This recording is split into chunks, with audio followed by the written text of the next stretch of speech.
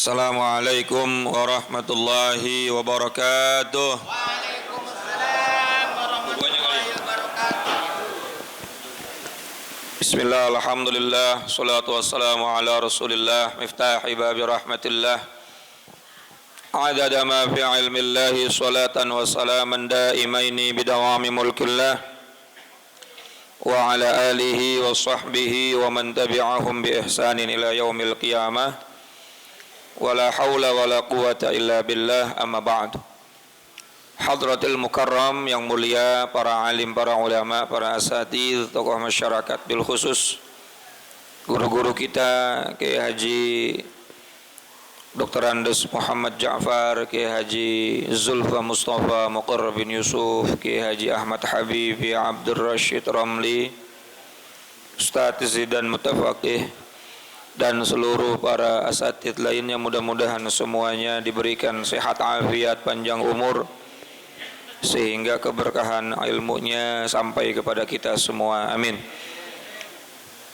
Ketua Masjid Hidayatul Mukhlisin dan segenap jajaran pengurusnya, serta pengurus Majelis Ta'lim Ukhuwah Islamiyah Bapak Haji Muhammad Tahir, dan para jamaah, bapak-bapak, ibu-ibu, dan seluruh hadirin tanpa terkecuali, mudah-mudahan semuanya dimuliakan Allah Subhanahu wa ta'ala.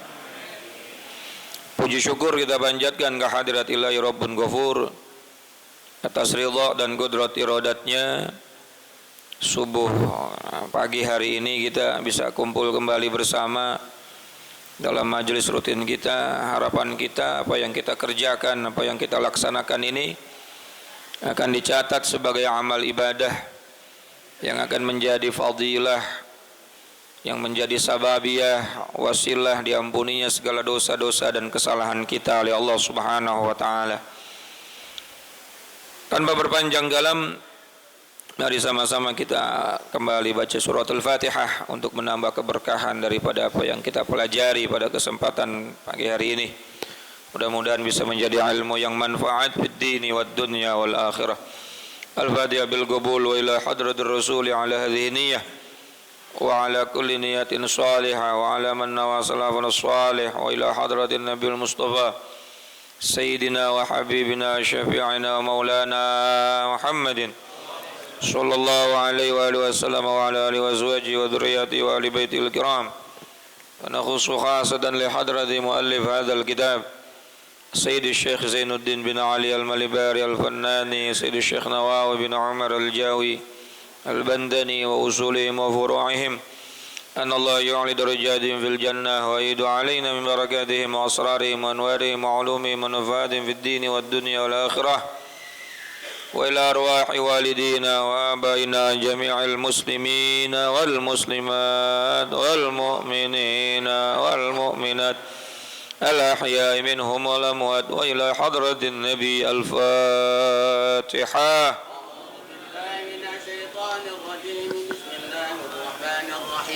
الحمد لله رب العالمين الرحمن الرحيم مالك يوم الدين إياك نعبد وإياك نستعين اهدنا الصراط المستقيم صراط الذين أنعمت عليهم غير المغضوب عليهم ولا الضالين. رب اغفر لي ولوالدي آمين. Semoga Allah ampuni dosa kita dan dosa kedua orang tua kita. Amin. Bismillahirrahmanirrahim. Qala al-musannif rahimahullah ta'ala wa nafa'na bi'ulumihi wa amadna bi'asrari fid daraini amin. Akhlis li rabbika thumma surra bi ta'atin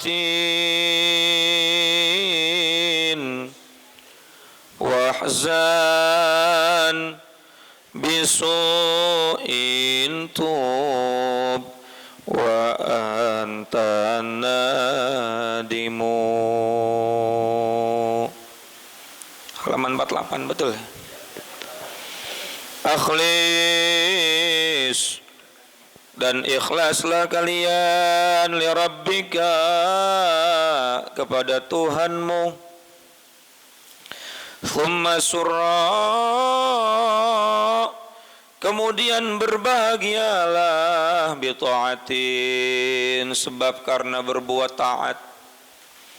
Wahzan, dan merasa susahlah bisuin, dengan kejelekan-kejelekan. Tub, dan bertaubatlah. Wa antan nadimu, dan engkau dalam keadaan menyesal.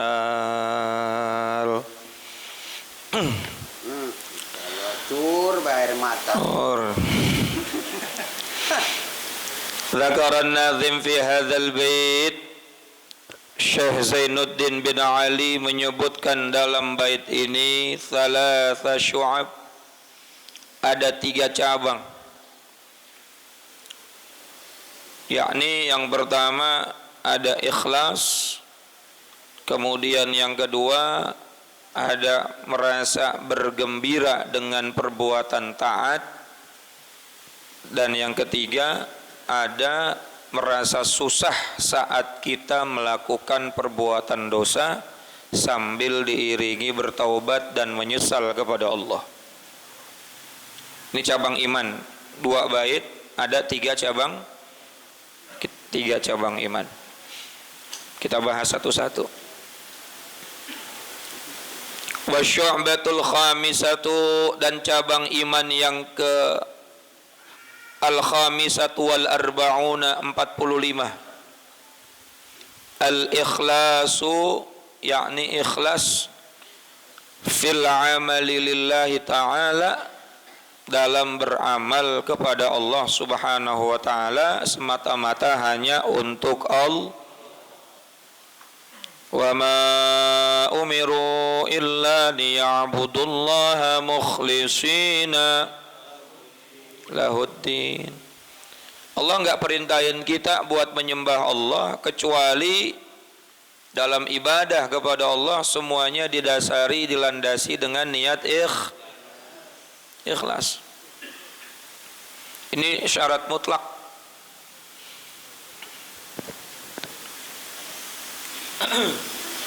Ikhlas itu apa sih artinya? Ikhlas itu bersih, Pak. Makna secara umumnya itu apa?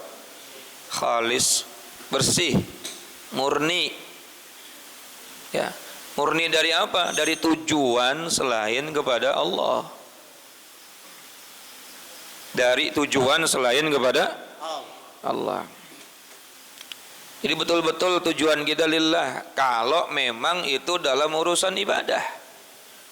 Awas nih, ikhlas itu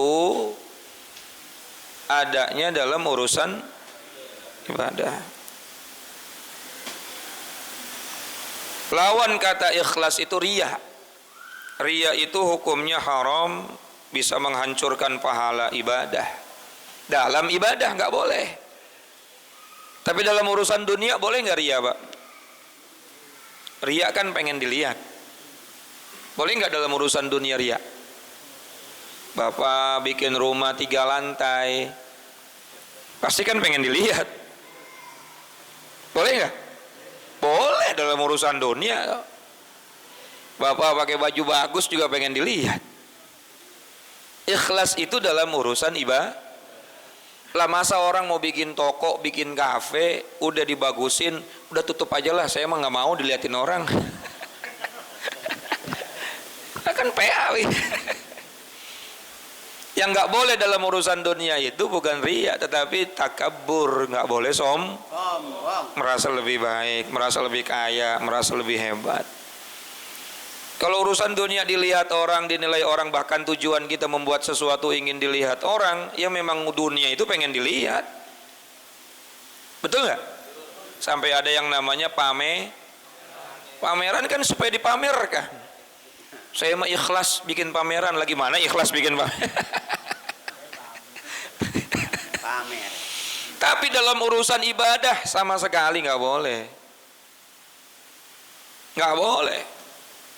Wal ikhlasu hiya ibadatul qalbiyah. Ikhlas itu ibadah hati. Nggak ada orang bisa menilai orang itu ikhlas atau tidak. Jangankan kita, temennya, istrinya aja nggak bisa nilai lakinya ikhlas nggak ikhlas. Karena hati. Dalam kitab Kifayatul Atskiya, ini saya alihkan dulu ke kitab yang lain biar referensinya lebih panjang, lebih luas. Tingkatan ikhlas itu ada 3.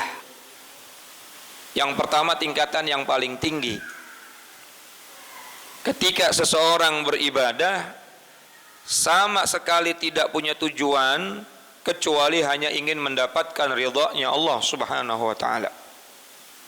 La tami'an minats thawabi, bahkan hatinya enggak tamak, enggak kepengen dapat pahala. Enggak mikirin lagi tuh pahala. Wala khaufan minal iqabi atau wala harban minal iqabi, dan dia enggak bukan karena rasa takut dengan siksa. Tapi dia menyembah Allah itu betul-betul lillahi ta'ala. Ini seperti yang terjadi pada salah seorang waliullah perempuan yang bernama Rabi'ah al-Adawiyah. Kalau ibadah beliau itu bawa api di tangan kanan, bawa air di ember di tangan kiri. Sehingga para sahabat-sahabatnya nanya, "Ya Rabi'ah, kenapa engkau bawa api di tangan kanan dan bawa air di ember di tangan kiri?" Kata Rabi'ah, "Saat aku beribadah, lalu ada dalam hatiku keinginan ingin masuk surga. Aku ingin membakar surga dengan api ini." Sehingga tujuanku bukan karena surga. Lalu air itu buat apa? Jika aku takut kepada Allah, meninggalkan maksiat, tapi karena takut atas neraka, karena aku takut masuk neraka, maka aku ingin siram itu neraka supaya rasa takutku kepada neraka hilang, sehingga yang ada dalam hatiku hanya takut kepada Allah Subhanahu wa taala. Ini tingkatan paling tinggi nih. Ibadahnya udah enggak lagi kepengen balasan dari Allah, dari surga, atau pengen dijauhkan dari, tapi semata-mata ibadahnya hanya karena lillahi ta'ala. Kita udah sampai situ belum, Pak? Udah, insya Allah udah. Lalu yang kedua, tingkatan ikhlas, semata-mata karena Allah, mencari ridha Allah, tetapi juga pengen dapat pahala, pengen dapat ganjaran, pengen dijauhkan dari siksaan. Ini juga termasuk ikhlas. Dan nggak ada salahnya, nggak ada haramnya orang berharap ibadah dengan pahala. Karena Allah sendiri yang mengajarkan dalam Al-Quran, Rabbana atina fid dunya wa fil akhirati hasanah waqina adzab. Dan janji-janji Allah dalam Al-Quran tentang masalah ibadah akan diberikan ganjaran begini, masalah dosa akan diberikan balasan begini, itu kan membuat kita akhirnya termotivasi. Jadi perkara seperti itu boleh, gak ada salah, tapi turun derajat ikhlasnya nomor 2. Yang ketiga, ada juga termasuk ikhlas, sudah ingin mendapatkan ridha Allah, pengen juga dapat pahala, pengen dijauhkan daripada siksa, juga pengen fadilahnya di dunia. Paket lengkap. Lillahi ta'ala. Pengen karena Allah. Tapi juga saya pengen dapat dijauhkan dari dan semoga fadilahnya juga bisa saya rasakan di dunia. Boleh, asal mintanya kepada. Ada nggak yang kayak gitu, Pak? Banyak sedekah dari hamba Allah, semoga dimudahkan urusannya. Itu kan dapat sedekah, kepengen dapat fadilah. Fadilah itu satu hal yang Allah berikan di dunia. Kalau pahala mentar di akhirat, Pak, bukan di dunia. Dan fadilah itu belum ada seujung kukunya.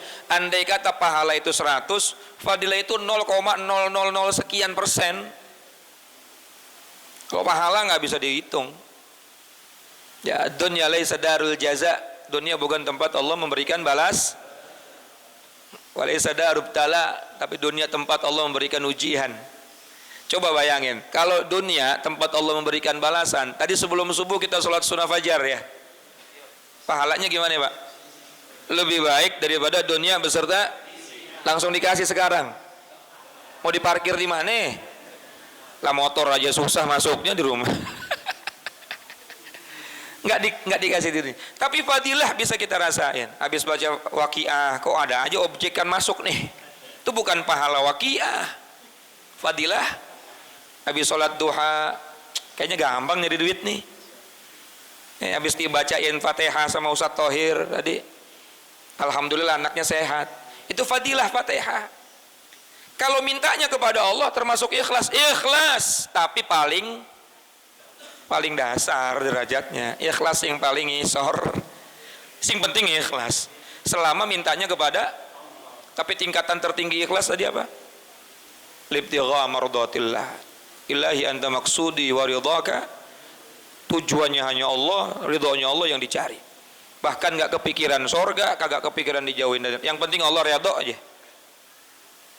Nah, tapi andai kata mengharapkan surga, mengharapkan ganjaran, mengharapkan dijauhkan dari siksa, itu juga termasuk ikhlas. Tapi derajatnya, ada orang pengen dapat ridho Allah, pengen dapat surganya Allah, pengen dijauhkan dari siksanya Allah, pengen juga dapat fadilah, termasuk juga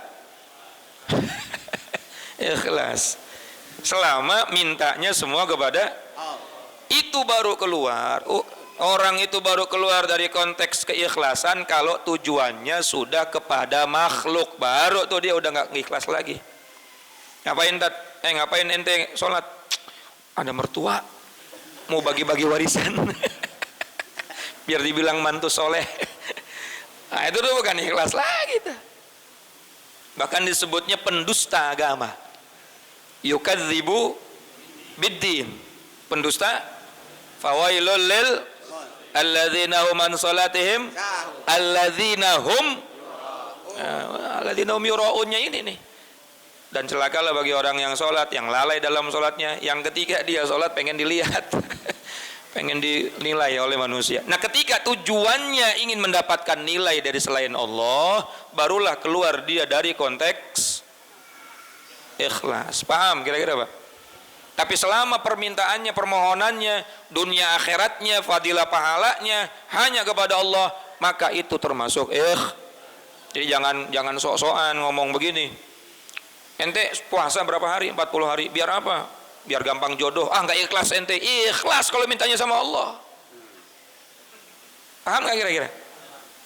Yang nggak ikhlas itu kalau sudah tujuannya pengen di alemnya bukan lagi sama Allah. Apalagi mintanya bukan sama Allah, udah bukan ikhlas lagi, syirik namanya. Baca waqiah, baca sholawat sekian kali supaya dapat ini, dapat, ikhlas nggak Pak? Ikhlas kalau mintanya kepada Allah dan nggak ada kepengenan mendapatkan penilaian dari Ini bisa dibedakan ya. Nah, kalau dalam urusan dunia, riya, monggo silakan. Dunia semua pengen dilihat. Nggak mungkin bapak bikin rumah mahal-mahal, kontraktornya nomor 1. Kalau saya mah bikin rumah nggak pengen pamer, ya udah tutup lagi pakai laminating ditutupnya. Ya, nggak masalah kalau urusan yang nggak boleh ngomongnya bisa dibedain. Kita lanjutin.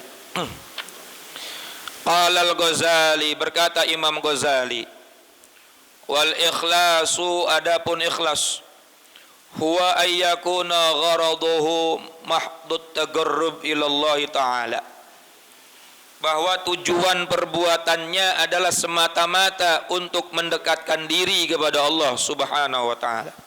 Apapun tujuan hidupnya, apapun perbuatan dalam aktivitas hidupnya, dia punya tujuan kepada Allah. Falau nama matalan, walaupun dalam urusan tidur contohnya. Pak, Bapak tidur. Semalam tidur nggak? Tidur. Hatta yuriha nafsahu liyataqawwa 'alal ibadah. Lalu dia tidur niatnya mengistirahatkan badan dan jiwanya agar bisa kuat lagi ibadahnya setelah bangun tidur. Maka tidurnya Bapak itu termasuk tidur yang ikhlas. Dia niatnya untuk mempermudah dirinya ibadah. Ya Allah, tidur ntar biar ukhuwah kagak ngantuk. Ikhlas. Berarti dia berbuat sesuatu untuk Allah. Yakni Manfaat tidurnya biar sholatnya gak kesiangan. Manfaat tidurnya biar ngajinya bisa seger. Berarti yang tadinya itu perbuatan dunia, yang diniatkan lillahi ta'ala untuk ibadah kepada Allah, perbuatan dunia tersebut menjadi ibadah, lalu ibadah itu masuk dalam kategori subhanallah. Itu urusan tidur, Pak. Gimana yang lainnya? Nah, kalau tidur kan bisa diniatin macam-macam. Tidur biar kerja nggak kesiangan. Tidur biar nonton Real Madrid lawan Liverpoolnya bisa seger. Kan tidur ada Indonesia lawan Nepal 7-0. Udah lolos Piala Asia, lolos ya. Kan tergantung niat. Tapi kalau ya Allah saya mau tidur biar bangun subuhnya nggak kesiangan, mau ikut ukhuwah Islamiyah ngaji buat ibadah, maka tidurnya Bapak dapat pahala dan masuk dalam kategori orang yang ibadahnya ikhlas karena tujuannya lillahi ta'ala. Makanya semua perbuatan itu tergantung apa? Innamal a'malu wa innamal likulli imri'in faman kanat hijratuhu ilallah wa rasulih fa hijratuhu ilallah wa rasulih wa man kanat hijratuhu lidunya yusibuha aw imra'atin yankihuha fa hijratuhu ila ma hajara ilaih. Semua perbuatan tergantung niatnya. Kalau dia berbuat sesuatu karena Allah dan Rasulnya, maka dia akan mendapatkan apapun yang dijanjikan oleh Allah dan Rasulnya. Tetapi kalau dia berbuat sesuatu karena sesuatu dunia atau karena perempuan yang pengen dinikahinya, dulu Rasulullah konteksnya dalam hijrah. Tapi kalau konteks umumnya kita dalam berbuat sesuatu dalam kehidupan kita. Kalian yang mau hijrah karena Allah, maka kalian akan dapat pahala dari. Tapi kalian yang pengen hijrahnya cuma pengen dunia, pengen cari lahan bisnis, pengen cari relasi bisnis yang lebih kuat di Madinah, atau karena pengen cari perempuan yang untuk dinikahi di Madinah, kata Nabi, fahijratuhu ila ma hajara ilaih. Maka kalian hijrah ke sana hanya akan mendapatkan apa yang akan Anda niat. Allah dan Rasulnya hilang. Bapak ngaji ke sini, Hidayatul Mukhlisin biasanya ada berkatnya. Maka Bapak cuma dapat berkat. Pahalanya kagak. Tapi kalau ya Allah niat ngaji lillahi ta'ala, ibadah, ada berkat alhamdulillah, kagak ada berkat ya kagak bodo amat. Ya, innalillah. Enggak. Jadi semua tergantung niat. Jadi kalau semua kita sandangkan kepada Allah, apalagi dalam urusan yang sudah pokok ibadah, insya Allah nggak kecewa, Kak. Tapi kalau semuanya bukan karena Allah, siap-siap kecewa. Ya Allah, capek Pak kita hidup di dunia, kalau bukan karena Allah kecewa mulu. Banyak kecewanya kita. Ekspektasi kita begini, nggak taunya di luar itu. Betul nggak? Harus kita punya keinginan begini, nggak taunya jauh banget dari pengharapan. Ya kalau keinginannya begitu, akhirnya semuanya kecewa. Tapi kalau lillahi ta'ala, ya udahlah, pengen buat Allah. Allah mau kasih ganjaran dunia akhirat yang besar. Tapi kalau kita niatnya karena dunia, maka kita hanya akan mendapatkan apa yang kita niatkan. Itu kata Imam Ghazali itu, sampai tidur saja kalau memang niatnya untuk mengistirahatkan badan dan jiwanya agar bisa mudah beribadah, maka dia tidurnya sudah masuk dalam kategori ibadah dan masuk dalam kategori orang yang ikhlas. Minal mukhlisin. Subhanallah. Jangan remehin tidur, Pak. Tidur itu ibadah paling hebat.